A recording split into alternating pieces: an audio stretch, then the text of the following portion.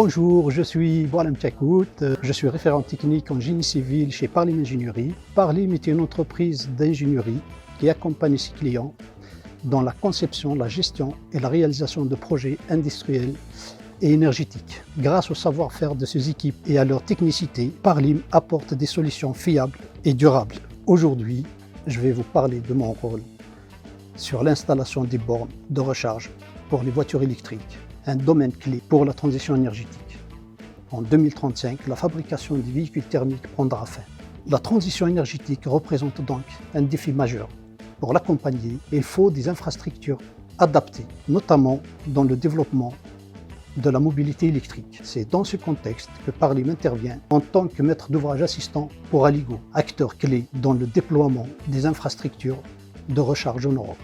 Mes missions sont variées et stratégiques. Je participe et j'interviens dans l'analyse de la faisabilité du site. Je participe au choix des installations. Je réalise les dossiers d'appel d'offres pour les entreprises et je fais le suivi du chantier. Au lieu de continuer à vous en parler, je vous invite à m'accompagner sur un site déjà fini et en exploitation, ainsi qu'un site en construction pour mieux appréhender et comprendre les différentes étapes du projet.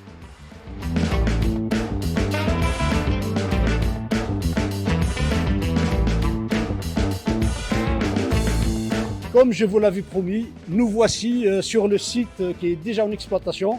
Ce site, c'est celui du centre commercial de Carrefour de Chambourcy, est composé de recharges de 50 kg, de 22 kg, de 300 kg et de 150 kW.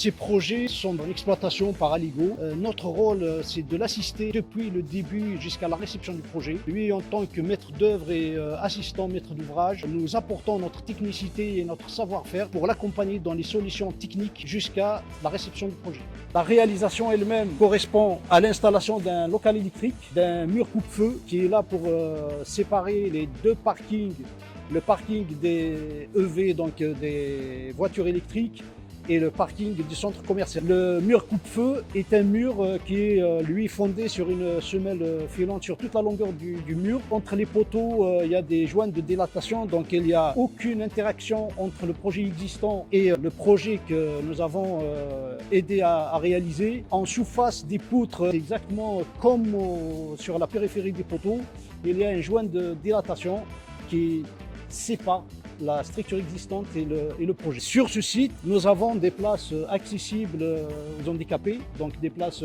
ERP. Après la fin des travaux, donc il fallait faire un aménagement du site et lui donner un aspect attractif et visible depuis l'extérieur. À la réalisation, nous sommes heurtés à quelques difficultés de mise en œuvre, notamment au niveau des fondations. Nous avons su répondre aux exigences du projet et amener des solutions pérennes sans y aller casser ce qui a déjà été réalisé.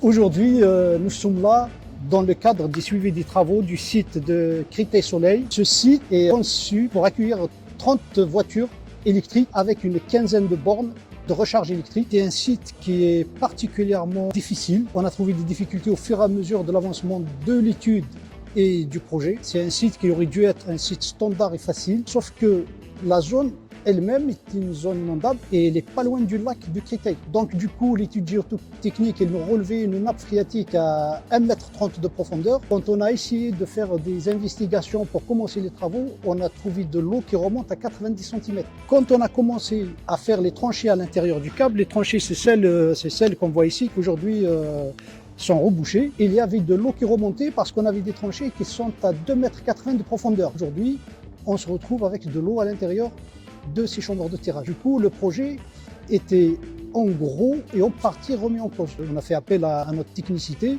justement pour proposer des solutions parce que c'est un site stratégique pour Aligo. Bien évidemment, la solution que moi je leur proposais, c'est de remettre un béton hydrofuge avec un coffrage périphérique, avec un béton ferme, en rajoutant un adjuvant qui accélère la prise de ce béton. Mais on attend des solutions intermédiaires qui peuvent venir des entreprises réalisatrices du site. Nous, on est preneurs de toutes les solutions qui peuvent faire avancer le projet.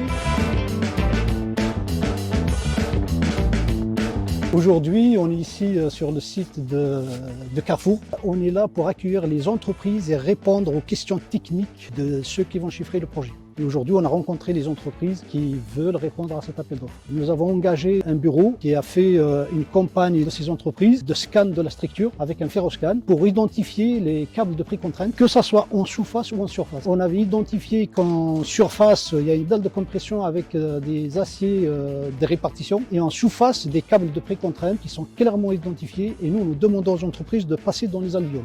Que nous avions l'honneur de leur expliquer le fait d'opter pour ce genre de solution technique qui répond à la demande, bien évidemment, du projet. Allez go, on y va.